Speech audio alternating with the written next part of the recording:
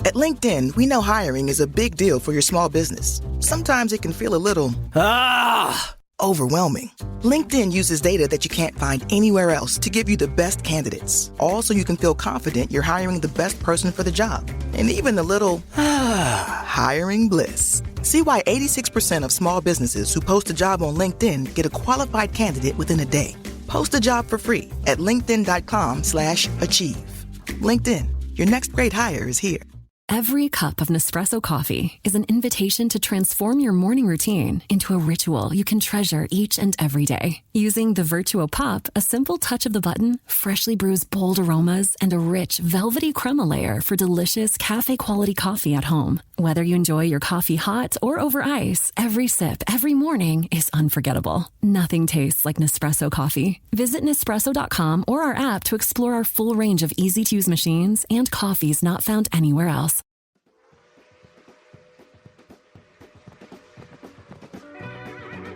This podcast is part of E2C Network, where we share the whole Auburn experience. Hello and welcome to War Horses, the only college equestrian podcast that just likes to be right. I'm your host, Auburn Elvis. Let's talk about some college equestrian. All right, well, we had a lot of exciting meets this week, so let's jump right into some meet recaps. The first meet on the schedule was Swanee at Sweetbriar, but it got canceled. I think it was weather-related, so they ended up not going on the road. Swanee was going to go to several teams. I think they were going to go Sweetbriar, Lynchburg, and then Bridgewater, so they didn't do any of those. So that actually was going to be all of our single-discipline meets. We're going to be responsible for, or Swanee was going to be responsible for all of them. They did not do that, so we won't be talking about any of the single-discipline meets, but you know that happens sometimes here in the winter, and you just do the best you can. It's fine. So we're going to move on along to Georgia at Texas A&M. Now, this was a Friday meet. In the preview, I predicted that the Aggies would win this one by about 7 points. Here's what happened. The flat started the day off. That was a 2-2 tie. So obviously, pretty close meet so far. And then horsemanship happened, and that one went 2-1 for A&M. So at the half, it was a very close 4-3 slugfest. But then the Aggies really broke things open in the second half. Fences went 3-1 for A&M, and reining was a 5-0 sweep for A&M. That made the final score Texas A&M 12, Georgia 4. So Georgia went from being down by 1 point in the first half to only scoring 1 point in the second. And that's not going to get it done on the road pretty much anywhere. But again, every team in the nation would probably lose at Texas A&M, so this is not a very big deal. For Texas A&M, this was nice because what it allowed them to do was get a key win in the SEC. They defended their home turf and basically kept them even with Auburn and Georgia in the conference race. Speaking of Auburn, let's talk about South Carolina at Auburn. Now, I predicted that Auburn should win this one by about 8 points. Here's what happened. The flat started the day off. That one went 3-2 for South Carolina. Meanwhile, reining was going on in the Western Ring, and South Carolina won that one also 3-2. So, South Carolina held a 6-4 lead at the half. But I was going around telling people, hey, we probably are going to be okay here because Auburn's two best events were still to come. And sure enough, they were. Fences was a 5-0 sweep for Auburn, and that put Auburn only 1 point, well, 2 points away, technically, from sealing the win, although 1 point probably was going to do it with all the points that Auburn was racking up. Anyway, it didn't come down to that because horsemanship was also a 5-0 sweep. So, yeah, Auburn bagged all 10 points available in the second half and really dominated the second half. The final score was Auburn 14, South Carolina 6. So the Gamecocks rode really well to start the meet, but then the reality of facing Auburn at home sort of caught up to them. Beating a team like Auburn on the road, it means you're going to have almost no mistakes, and that's very difficult to do. For Auburn, this was a nice come-from-behind win, but they still need to tighten up their rides on the flat and the reining, and I know that they still seem to be, tinkering with how they're going to do this lineup, but riding at home really helped them out, and it made up for a lot of mistakes that they had in those events. They were able to sweep the other two events, and it didn't cost them this week. We'll see how it does going forward, but yeah, for right now, Auburn's looking really good. We also had a meet on the schedule, UC Davis at Fresno State. That meet didn't happen. Not sure if that was just a mistake on the calendar or what, but that didn't happen. But the meet that did happen is Georgia at SMU. So Georgia's out in Texas. This is the second of their Texas road trips. And I predicted that the Mustangs were going to win this one by 10. Here's what really happened. Fences went 3-2 for Georgia. Horsemanship went 4-0 for SMU. So it was 6-3 SMU at the half. Now Georgia was going to need a big second half to keep things close, and they got it this time. So unlike the day before. Flat went 4-1 for Georgia, and that ended up tying everything up at 7-all. So everything was going to come down to how reining would go. And in reining, the points basically alternated back and forth all the way down the list until they had a re-ride, and one score was held up for review because somebody had challenged and said, hey, let's get new horses in there. So they did that. They got a re-ride. And then in that re-ride, that final point went to SMU. So reining finished up 3-2 for SMU, making the final score SMU 10, Georgia 9. Now, even in losing, this was an amazing effort on the road for Georgia, and frankly, it was better than what I had predicted they would do. So this shows a lot for this Georgia team of what they're capable on their of on their best day. They almost had a signature win here, but they fell in the final ride. But they have nothing to be ashamed of.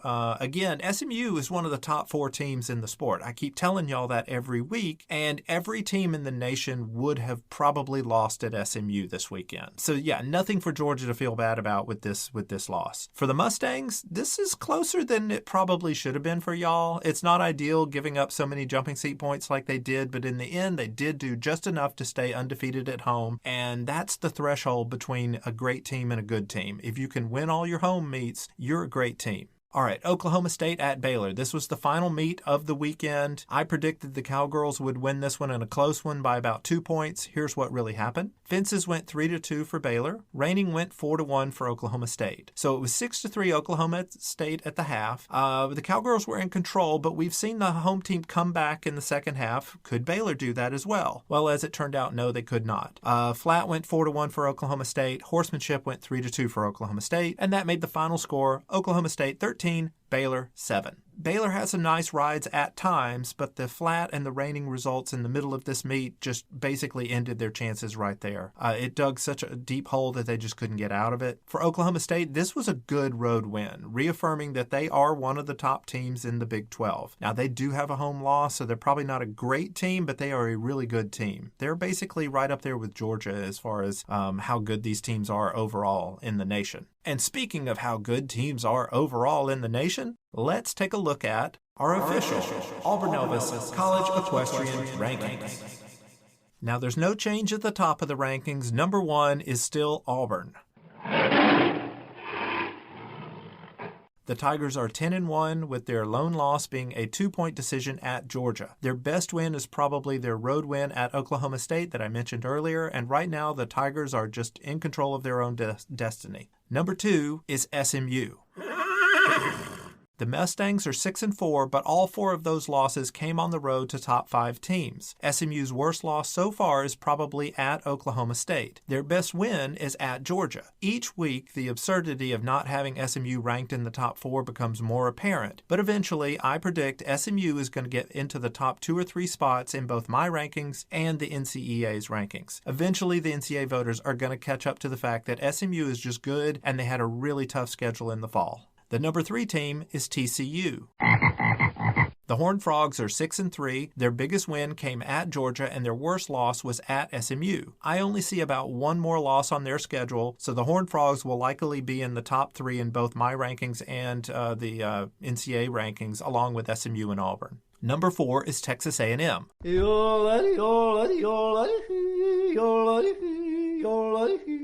The Aggies are 6-4. Their worst loss is at South Carolina, and their best win is at home over SMU. It's a real shame that the Aggies won't ride against Oklahoma State this season because there's going to be a real question as to which of those 2 teams is better. Right now, I'm going with A&M because they have not lost at home like Oklahoma State has. Speaking of which, the number 5 team is Oklahoma State.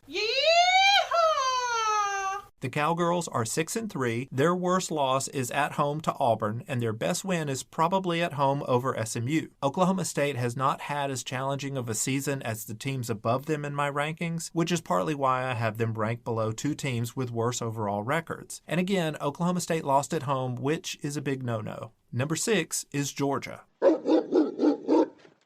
The Bulldogs are 5-4. Their worst losses are at home to TCU and SMU, and their best win is at home against Auburn. It would have also been nice to see Georgia ride against Oklahoma State, but again, I think the Bulldogs have a tougher schedule, so that does make me wonder if they might be better than Oklahoma State, even though they have a worse record. But for right now, I'm just going to leave the Bulldogs below Oklahoma State, and these sorts of things will probably work themselves out once we get to conference season or even into the postseason down in Ocala.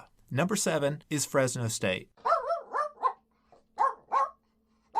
The Bulldogs are 7-3. Their worst loss is at home to Georgia, and their best win is at home over Oklahoma State. Fresno State's impressive record is in part due to having a weaker schedule than anyone above them in the rankings, but things are about to get a lot tougher for them, so this is where we're really going to see if they can prove that they're as good as their record is. And the number 8 team is South Carolina. The Gamecocks are 3-4. Their worst loss is at home to Auburn, and their best win is at home over Texas A&M. The Gamecocks have a very challenging end of their schedule ahead of them, but they should be able to make it work for them and stay in that group of top 8 teams that will end up in Ocala. Number 9 is UT Martin. The Skyhawks are 5-4. Their worst loss is a neutral site loss to Fresno State, and their best win is at home versus UC Davis. UT Martin is on the bubble right now of teams trying to get to Ocala. They're probably going to need to win 2 of these final 3 meets, plus they're going to need to win the ECAC tournament, which they are hosting, in order to hop back into the top 8. And the number 10 team is Baylor. The Bears are 2-6. Their worst loss came at home to Oklahoma State this week, and their best win came at home over Fresno State. The Bears are almost out of chances to impress the NCEA voters, and it's probably going to take beating TCU next week and at least one win in the Big 12 tournament for them to hop back up into the top 8. Okay, now let's take a quick look at the single discipline rankings. There were no single discipline meets this week because of the cancellation, so nothing changes in my rankings. I'm just going to run through these pretty quickly. Number 1 is Sweetbriar. Number 2 is Lynchburg. Number 3 is Charleston. Number 4 is Dartmouth. Number 5 is Swanee. Number 6 is Centenary. It's a twister! It's a twister! Number 7 is Sacred Heart. Number 8 is Bridgewater. And number 9 is Berry. So with the rankings out of the way, let's take a look into the future with some meet previews.